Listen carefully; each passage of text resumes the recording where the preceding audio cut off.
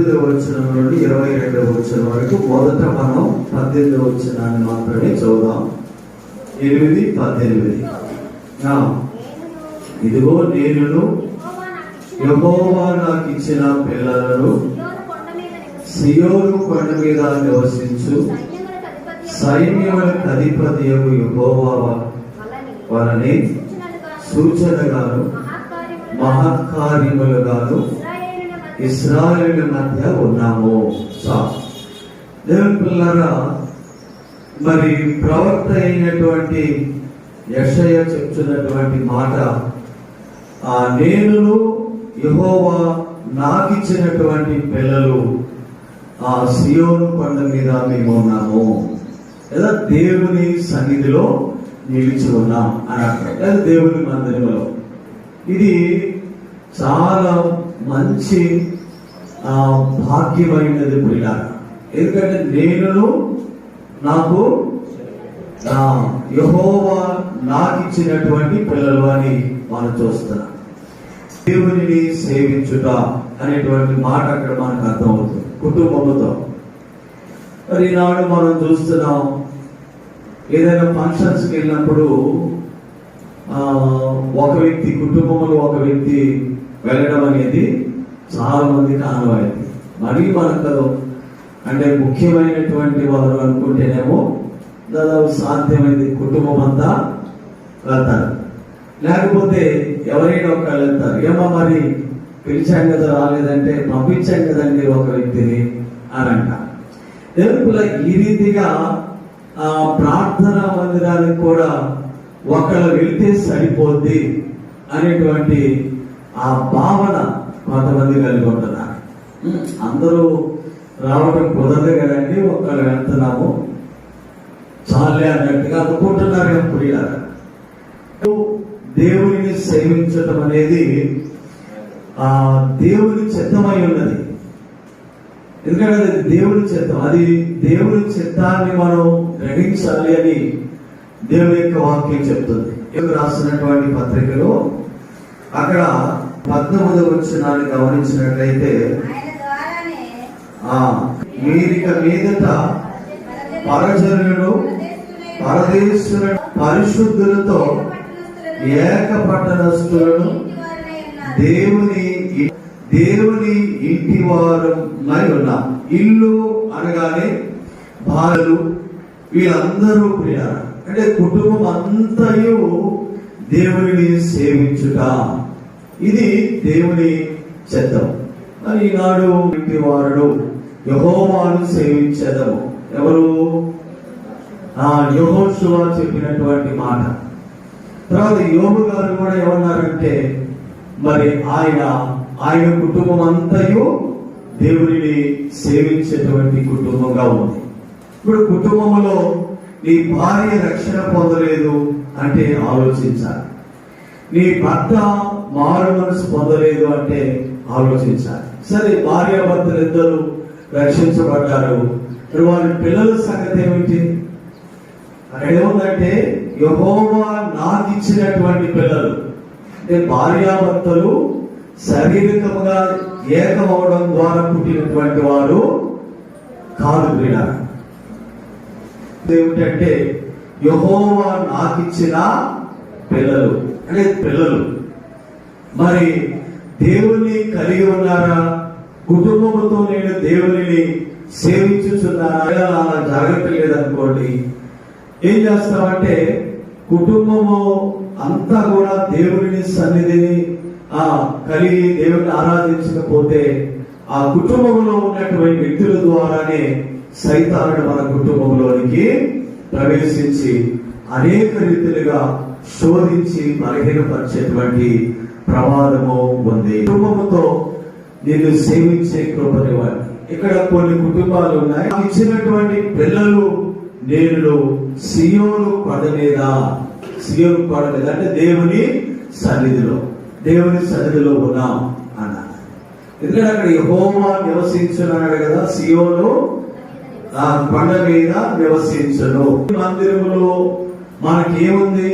మేలు దాచబడి ఉన్నది. ప్రియ, మేలు దాచబడింది. తొందరగా మనం చూస్తే 65వ కీర్తన, నీ మందిరములో ఉన్న మేలు చేత మేము తృప్తి పొందుచున్నాము. 3వ కీర్తన మనం మొదటి వచనాన్ని చూస్తే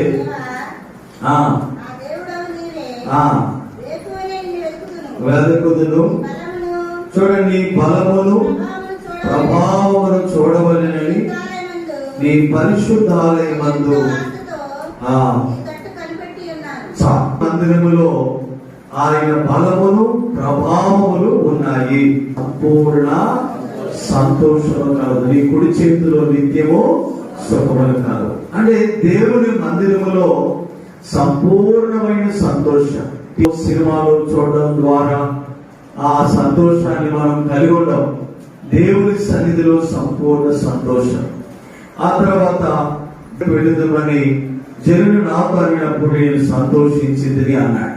ఈ గుమ్మములలో నిలుచుచున్నవి అని 122వ కీర్తనలో మనం చదువుతాం.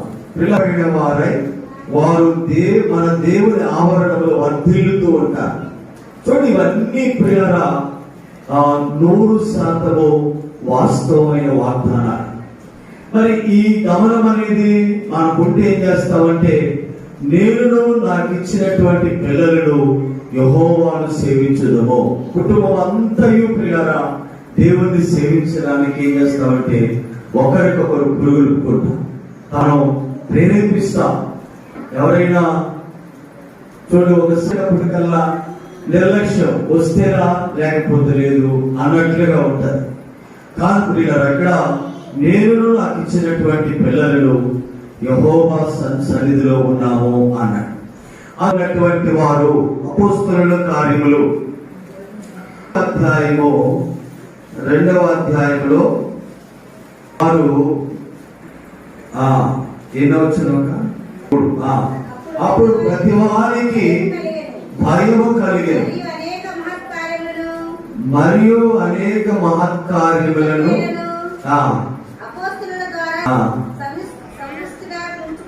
ఉంచుకోలేదు. 3వది వారు ఎలా ఉన్నారట? మహత్కార్యములను మేము ఉన్నాము అంటున్నాడు. ఆ సీయోను కొండ మీద మేము మహత్కార్యములుగా ఉన్నామని చెప్తున్నాడు. మహాకార్యాలు, దేవుని కార్యాలు ప్రియ. మనం మన జీవితం ద్వారా దేవుని కార్యాలు ప్రత్యక్షపరచబడడం, ఆ క్రియలు మనం చూస్తాం. అదే యేసుప్రభు వారు మత్తయి సువార్తలో ఏమన్నారంటే, మీ యొక్క క్రియలను ఆ మనుషులు ఎదుట ప్రకాశింప నీడి అన్నాడు. మత్తయి సువార్త 5వ అధ్యాయంలో ఈ మాటను మనం గమనిస్తాం. చూడండి, మనుషులు దీపం వెలిగించి కొంచెం క్రిందనై పెట్టరు, కానీ అది ఇంట నుండి వారందరికీ వెలిగించుటకై దీపస్తంభం ఎదురే పెట్టుదురు. మనుషులు మీ సత్క్రియలను చూచి పరలోకమందున్న మీ తండ్రిని మహిమపరచునట్లు వారి ఎదుట మీ వెలుగును ప్రకాశింపనీయుడి. ఇప్పుడు యెషై తన పిల్లల మహత్కార్యములుగా ఉన్నారట. క్రియలు వారి ఎదుట ప్రకాశింపనివ్వడం. ఇప్పుడు మనం ప్రభువుని కలిగి ఉన్నాం. మన యొక్క నీతి క్రియలు లేదా సత్క్రియలు ప్రియారా మనుషులు ఎదుట ప్రకాశింపబడినప్పుడు దేవునికి అత్యధికముగా మహిమను కలుగు చేసేవారుగా. కొంతమంది చెప్పిన ఆశ్చర్యం, అదేమన్నాడంటే అక్కడ ఇశ్రాయేలీయుల మధ్య ఉన్నాము. అది చాలా అద్భుతమైనటువంటి విషయం. ప్రియారా, ఇశ్రాయేలీయులు ఎంత చెడిపోయినటువంటి వారో 1వ అధ్యాయం 2వ వచనములు అంటాడు. ఊళ్ళో ఎద్దు తన కామాంధులెదుగులు గాడిద సొంత వారి తోటి తెలుసుకొని ఇశ్రాయేలు తెలివి లేదు అంటే తెలివి లేని వారి మధ్య, అలాగే ప్రియులారా వివేచన లేనటువంటి వారి మధ్యలో ఉన్నాడు. ఆయన విడిచి తొలగిపోయి ఉన్నారంటున్నాడు. ఇంకా నిత్యము తిరుగుబాటు చేయొచ్చు, మీరెనక కొట్టబడుచున్నారు. ప్రతివాడు నడెత్తి వదులుకొని వ్యాధి కలిగి ఉన్నాడు. ప్రతివాడి గుండె బలహీనమాయి అరికాలు వదులుకొని తల వరకు స్వస్థత కొంచెమైనను. చూడండి, ఇలాంటి వారి ప్రజల మధ్యలో బాగా వినాలి, ఇలాంటి వారి ప్రజల మధ్యలో యెహోవా వలని సూచనగాను మహత్కార్యములుగాను మేము ఉన్నాం. పిల్లలు అందరూ కూడా ఉన్నాం. చాలా మంది ఏమంటారంటే, అయ్యా మాకున్నటువంటి పరిస్థితులు మీకు తెలియదు, మీరేదో బోధ చేసి వెళ్ళిపోతారు, కానీ మాకున్నటువంటి పరిస్థితుల వల్ల మేము యెహోవాను సేవించలేకపోతున్నాం. చాలా మంది యొక్క జీవితాల్లో ఈ విధంగా అంటారు ప్రియులారా, ఏంటంటే మేము యెహోవాను సేవించడానికి అనుకూలమైనటువంటి పరిస్థితులు మాకు లేవు, మేము మాదిరికరముగా జీవించలేకపోతున్నాం, అంటే మేము ఉండలేకపోతున్నాం అని అంటారు ప్రియ. అదే కానీ హిమాలయ పర్వతాల్లోకి వెళ్తే ఇక మీరు యేసు ధ్యానములోనే ఉండి బహు కరెక్ట్ గా ఉంటామంట. మట్టి కాదు, మనుషులు. దేశం అంటే మనుషులండి. మనుషుల మధ్యలోనే నివసించాలి, తిరిగి దేవుని పిల్లల సత్యాన్ని అనుసరించాలి. చాలా మంది యొక్క భావం ఏంటంటే, దావీదు కూడా అనుకున్నాడు, నేను నాకు పక్షి వలె రెక్కలు ఉన్న ఎడల నేను ఆకాశములకు ఎక్కిపోయేదను, సముద్ర దిగంతములకు వెళ్ళిపోతాననుకున్నాను, అగాధంలోనికి వెళ్తాననుకున్నా, కానీ ఎక్కడికి వెళ్ళినా కూడా నీవు అక్కడ ఉన్నా. అంటే అర్థం ఏంటంటే, అన్ని స్థలాలలో ప్రభువానికి మహిమకరంగా జీవించాలి. అనుభవాలు అంటే సమృద్ధి గలదానిగానే ఉంది. అప్పుడు ఆమెకి కరువు ఇంకా రాలా, అయినా కూడా ఇక్కడ ఉండడానికి వీల్లేదు అనుకుంది, కానీ వెళ్ళింది ఇంకా భ్రష్టురాలైపోయింది. భర్త చచ్చిపోయాడు, 2 కుమారులు చచ్చిపోయాడు, పిల్లలు తిరిగి వచ్చి. అంటే చాలా మంది భావన ఏంటంటే, మా చుట్టూ ఉన్న పరిస్థితులు బాగుంటే మేము కూడా బాగుంటాం. కానీ ఇదిగో పాపించి జనం, తిరుగుబాటు చేయి ప్రజలు, తెలివి లేని వారు, గ్రహించలేని వారు లేదా మూర్ఖులు, ఇలాంటి ప్రజల మధ్యలోనే నీవు నాకు ఒక సూచనలుగా ఉండు, మహత్కార్యములుగా ఉండు, నా మహిమను ప్రకటించే వ్యక్తిగా నీవు ఉండాలని దేవుడు వారిని అక్కడ పెట్టాడు. ఏం చేశాడంటే 60 సంవత్సరాలు సేవ చేశాడు. 60 సంవత్సరాలు సేవ చేసిన ఒక్కరు కూడా మారు మనసు పొందలేదు. అయినా ఇశ్రాయేలు మధ్యలోనే ఉన్నాడు. ఆ ఇశ్రాయేలు ఏమన్నా మంచివారా? కాదు. అయినా వారి మధ్యలోనే వారు కాపులు పడి యెహోవాకు సాక్షులుగా ఉన్నారు. ఎక్కడికైనా పారిపోతాం. ఇప్పుడు ఇక్కడ చల్లని రూపాయి ఎక్కడ కూడా తెలీదా? చల్లది సామాన్యంగా అందరికి తెలుసు.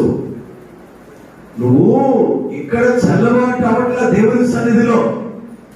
పిల్లలు మరి ఇంకెక్కడికో వెళ్ళిపోయి ఏదో చేస్తాను అంటే అది ఏ విధమైనటువంటి ధ్యానం చేస్తున్నప్పుడు నాకు అది చాలా ఆశ్చర్యాన్ని కలిగించింది. అంటే నన్ను నేను పరీక్షించుకునేటువంటి విధంగా దేవుడు నాతో మాట్లాడాడు. మనం కొనకొండ గ్రామంలో ఉన్నాం. ఈ గ్రామంలో ఉన్నప్పుడు అందరూ మన చుట్టూ బంధువులు, బీరకాయ పీసులు అందరూ అనుకో. దేవుడు ఏమన్నాడు? నేను సాత్వికుడు, దీన మనస్సు కలిగిన వాడు. అలాంటి వారి ఎదుట దీన మనస్సు కలిగి మనం సూచనగా ఉంటామా? నువ్వెట్టుంటే మనం సాక్షులుగా ఉండలేకపోతున్నాం, ఒక సూచనగా ఉండలేకపోతున్నాం. సూచనలుగా దేవుడు ఎన్నో సూచనలు ప్రజలకు తెలియజేస్తూ ఉన్నాడు. నా ద్వారా మనం సూచనగా కదా అనేకులకు ఉండాలని దేవుడు కోరుకుంటున్నాడు. హెజ్కేలు గ్రంథంలో, గ్రంథం 2వ అధ్యాయంలో వీళ్ళు ఎలాంటి వారో అక్కడ చెప్తున్నాడు. ప్రియ 5-6 వచనాల నుండి మనం అబ్బా ఎక్కడున్నాడంట? బ్రహ్మదండి మధ్య చెట్లలోను ముళ్ళ తుప్పలలోను తిరుగుచున్నావు. అమ్మమ్మ తేళ్ల మధ్య నివసించుచున్నావు. అయినను ఆ జనులకు భయపడకము, వారి మాటలకు భయపడకము. వారు తిరుగుబాటు చేయువారు, వారికి భయపడకము. వారు తిరుగుబాటు చేయువారు గనుక వారు వినకపోయినను నేను సెలవిచ్చిన మాటలు నీవు వారికి తెలియజేయము. నరపుత్రుడా, నీవు చేయక నేను నీతో చెప్పు మాటలు నేను దానిని భుజించు అనెను.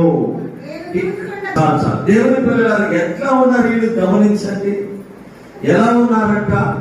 చెట్లలోను. అమ్మా మంచి ప్లేస్ అది, నివసించుచున్నావు అన్నాడు. అంటే తేడా మధ్యనండి. అమ్మా వచ్చే పోయే వారిని గోడ మీద బొమ్మ వద్దు, నాకు ఈ భార్య వద్దునే వద్దు, అసలుకి విడాకులు తీసుకోవలసిందే.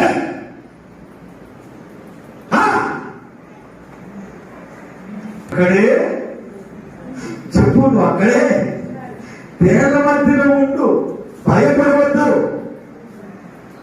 అని ఆయన చెప్తుంటే చాలా మంది ప్రియారా దేవునికి లోబడతాయి. వారి మధ్యలో నిజంగా సూచనలుగా ఉంటాడు. ఎంత అద్భుతమైనటువంటి విషయం. యెషయా తన మరి పిల్లలు తిరిగి 60 సంవత్సరాల యొక్క పరిచర్య చాలా సంవత్సరాలు చేస్తూ వచ్చారు. కానీ దేవుడి పిల్లలు ఇంకా చూస్తే మనం ఆలోచించినట్లయితే ఆ రాసైన ఉజ్జియా చనిపోయినటువంటి సంవత్సరం నీకు వ్యతిరేకులుగా తిరుగుబాటు చేసేవారిగా ఒక తేలు వలె పుట్టేటువంటి ప్రజలైనప్పటికీ కూడా దేవుడిని ఎక్కడ ఉండమని చెప్పాడో అదే స్థలమందు మనం ఉండాలి. సాక్షిగా మనకు తెలుసు బాగా కానీ అయ్యా ఇక్కడే ఉండాలి. మరి కరువులో ఉండమన్నాడు దేవుడు. కానీ ఉండు, ఈ తండ్రి వాళ్ళు ఎల్లబాక్ అన్నాడు. కానీ ఆ ఇస్సాకు అక్కడే గరాలోనే ఉన్నాడు. ఉంటే ఏమైంది ప్రియారా? ఆ సంవత్సరం విత్తనం వేశాడు, 3 వంతులుగా ఫలాన్ని క్రమంగా వర్ధిల్లాడు. అని దేవుని ఇష్టపడితే తప్పనిసరిగా జీవితం అనేకులకు ఆశీర్వాదకరంగా మార్చబడుతుంది. క్రీస్తు యేసును గురించి ప్రవచనాలు అమ్మా, ఆయన జీవితము, ఆయన శ్రమలు, ఆయన మరణము, భూస్థాపన, పునరుత్థానము, పరలోకం, ఇవన్నీ దర్శనాలు యెషయా తప్ప వేరొక ప్రవక్తకు దేవుడు అనుమతించలేదు. హల్లెలూయా. ఆశీర్వాదాలు బహుశ్రేష్టమైనవి, విలువైనవి. ఎవరు ఏదో అన్నారని పిల్లరా మనం తొందరపడకూడదు. మనుషులు ఉన్నారు పిల్లలు సమాజం. అయితే మనం ప్రభు కోసం నిలిచి ఉన్నప్పుడు తప్పనిసరిగా ప్రభు మనలో ఫలింపజేస్తాడు. ఇక 19వ వచనాన్ని చదువుదాం. యెషయా గ్రంథము. వారు మిమ్మును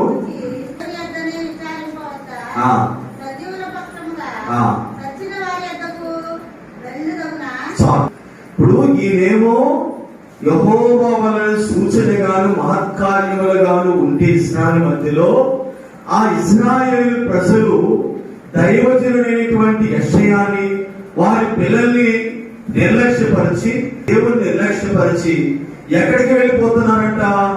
కరణపించాల్సిన గల వారి యొద్దకును కిచకిచలాడి ఆ గొడుగు మంత్రజ్ఞుల యొద్దకును వెళ్ళి విచారించుడని చెప్పినప్పుడు చేసినదే. వారు ఏం చేశారు? జీవం గల దేవుని విడిచిపెట్టి కరణపించాల్సిన వారి యొద్దకు వెళ్ళి విచారణ చేస్తా ఉన్నారు. అదొద్దు, వీళ్ళకి ఈ సోది మాటలలో కదా వారు ఆశ్రయిస్తా ఉన్నారు. అందుకని 30వ అధ్యాయంలో కూడా అంటాడు, యెషయా గ్రంథం 30వ అధ్యాయంలో సూచన చేయుడు, నా ఆత్మ నియమింపని సంధి చేసుకోదు.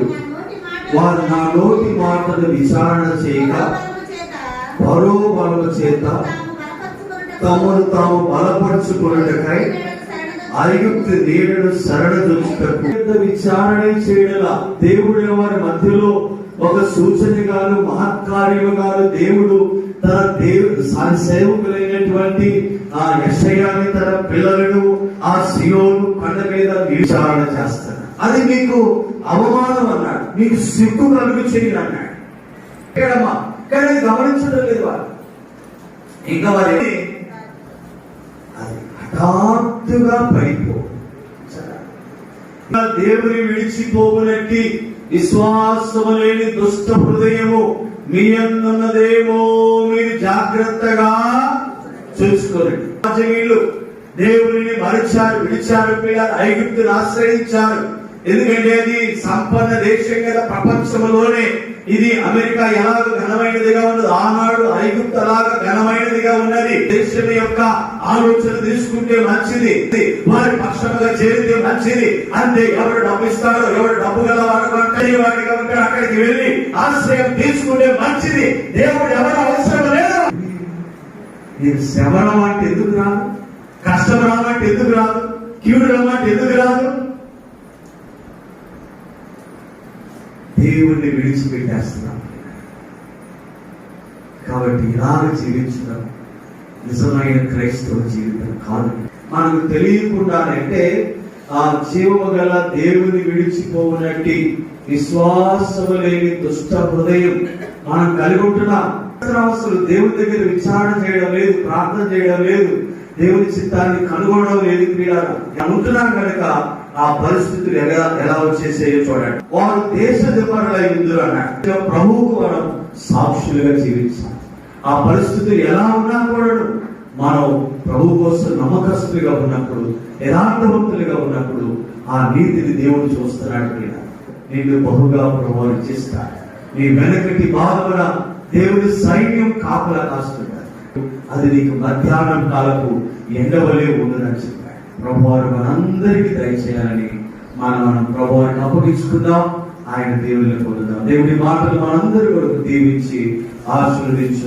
మొదటి ఆరాధన ఉదయం 6 గంటల నుంచి 8 గంటల వరకు పెరాకాని మినిస్ట్రీస్, స్వర్ణ భారత్ నగర్, 9వ line, JKC college road, Guntur.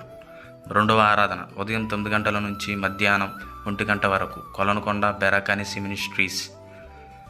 మూడవ ఆరాధన సాయంత్రం 6 గంటల నుంచి 8 గంటల వరకు పొడపాడు, బెరాకాని మినిస్ట్రీస్. బెరాకాని మినిస్ట్రీస్ స్థాపికులు, ఫౌండర్ పాస్టర్ కె జోసెఫ్ గారు. ప్రార్థనా అవసరతల కొరకు మా ఫోన్ నెంబర్స్ 9000151172. ఫేస్బుక్ లైవ్ వర్తమానం చూడాలనుకుంటే మా ఫేస్బుక్ ఐడి కే జోసెఫ్ అని టైప్ చేయండి. యూట్యూబ్లో మా వర్తమానాలు, స్క్రిప్ట్, డ్యాన్స్ చూడాలనుకుంటే మా యూట్యూబ్ ఛానల్ నేమ్ బెరాకాని మినిస్ట్రీస్ కే జోసెఫ్ అని టైప్ చేయండి. అలాగే సబ్స్క్రైబ్ చేయండి. దేవుడు మిమ్మల్ని అందరినీ దీవించునుగాక. ఆమేన్.